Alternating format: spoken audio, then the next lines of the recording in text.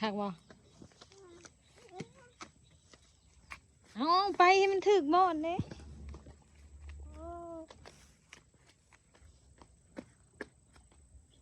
เอาเหยียบเนี่ยกระจายไปเอา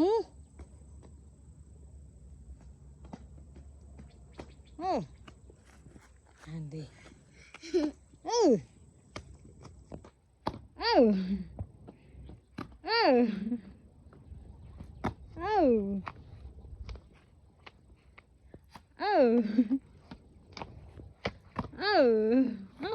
อย่าเหยียบแม่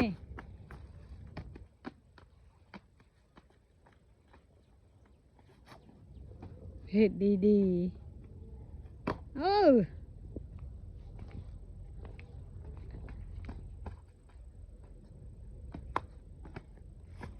น่ะโบกอย่าเหยียบกระเจ้าปลูกเลยนะ